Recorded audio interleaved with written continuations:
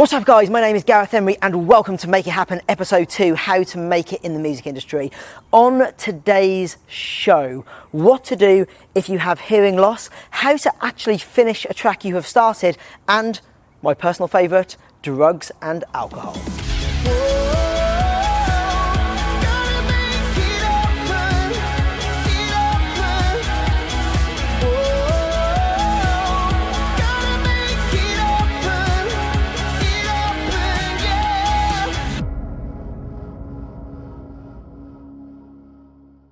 I want to start today's show by talking about drugs and alcohol, and before you think this is going to be a preaching anti-drugs message, let me just say for full disclosure, I'm not against either, and I will explain that a bit later, but we have to remember, we all have a choice. Are you going to choose going out tonight and getting fucked up, or staying in and working on your craft? Do you want a great night now, or do you want a Grammy in 5 years' time? And there is no right answer to that. For me, I would rather the Grammy in 5 years' time, which is why I almost always say no to nights out. And when I think of people in this industry who have unfulfilled potential, those guys with amazing talent, it is almost always due to them drinking too much or partying too much, especially taking too much coke. It's a drug which is far too commonplace in our business. So I think what you just have to remember is, for every night you go out raging, there is somebody else sat in front of Ableton, sat in front of Cubase, grinding away, who are going to be getting to where they're going faster than you are. Give us a real life example of how this works. Okay, so let me illustrate the point a bit. I've got a really good friend, super good looking, fairly successful DJ, but wants to be way more successful. He goes out about 4 nights a week, and I'd guess for about 6 hours each time. I go out maybe once a week, if that. And he said to me on a few occasions, he's like, dude, yeah, I could go out less. I could go out 1 night a week like you, but would it really make that much difference? My view is, and it would, and here is why. 3 nights a week for 6 hours a time is 18 hours a week. A month, 77 hours, if you times it by 4.3 weeks.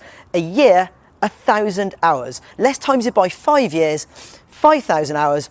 Average working day, 8 hours. So that means over a 5-year period, I have worked over 600 more days than he has just by going out 3 nights less a week. So yeah, 3 nights will not change your life. 600 working days will. And I think it's important to note, it's not just the nights out themselves, it's the hangovers the next day. I'm really fucking unproductive on a hangover. You may be better than me, but my experience says if I go out, I'm getting like fucking nothing done the next day either. So remember that too. It could come across from what you said on today's episode that you're anti-drugs. Are there ever times when you think partying is a good idea? I know I'm probably coming across as somebody that thinks partying is never a good idea, and that's totally not the case. And just for full disclosure, I haven't mastered this myself yet. Some of the other stuff I talk about, I'm pretty good at. When it comes to drinking less and partying less, I'm definitely still a work in progress. You know what? You have to celebrate your wins. Sometimes you go out and get a bit wasted, it chills you out, and also a little bit of space can allow you to think of good ideas for when you do come back to work. I just think you need to watch the frequency of when you go out. You know, when I first played Coachella, when I played Mainstage EDC, did I go out and get fucking wasted? Yes, of course I did. I probably wrote off days after those shows.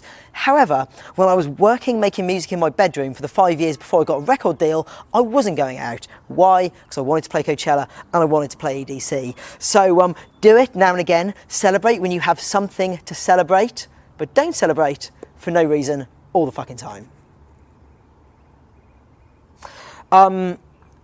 Okay, that's all I've got to say on that. Should we do some questions? Sent in via Twitter from D Hitch. What is the best way to actually finish a track? Listen, finishing a track is fucking hard. It's one of the hardest things you'll do. It's hard for me, it's going to be hard for you. And the reason why is this. When you start a track, it's beautiful. You've written the melody, you're buzzing about it, it's fresh, it's exciting. Fast forward a month and you've heard the track 1,000 times, you fucking hate it. Listen to anything 1,000 times and you hate it. The best things I've written, I hated them at the end. It's just about self-discipline. You have to want to get it finished. And here's how I do it. I just make a list of stuff I need to do to finish it. Re-EQ the vocal, fix the bass line, change the melody, and I go through the list however unfun it is and I get it fucking done. Guys, it just comes down to self-discipline. Everyone hates their tracks at the last stage.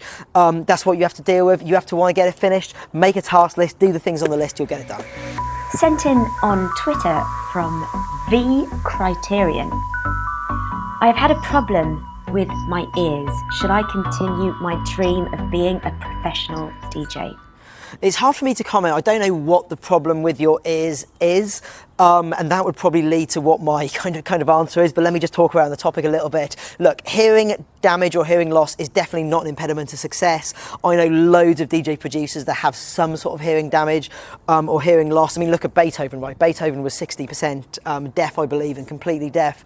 There's actually an amazing movie called Orgon Pete Tong. It's kind of a comedy, but it's very well worth watching for you, I think, about a DJ that loses his hearing. He thinks his career's over, and he kind of manages to get it back. So, you know, hearing damage or hearing loss is not an impediment to success in itself. However, I would also say your health is really important. It's more important than career success. So if you're risking further damage to your health being in this business, I think you'd want to seriously consider what is more important to you. And I would always say prioritize your health. Assuming that is not the case, it's not really that much of an impediment. You can probably work around it, but whatever you do, protect your hearing. That goes for people who don't have hearing damage. Wear earplugs on stage, one of the most important things I've ever done. Yeah, there you go. What earplugs would you recommend for people that are just going into clubs and also for DJs?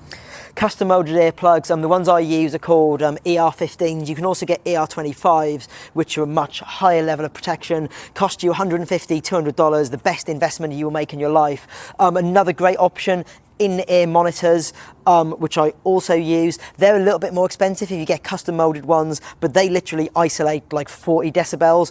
I've done 6-hour sets wearing in-ear monitors, and I've not even felt like I've been on stage. So there you go, 2 options. It doesn't really matter what sort of protection you choose, but protect your ears. You've only got one set. They don't recover. I'm sure most of you know this, but once you fuck them up a bit, they don't get better. So you need to take care of them.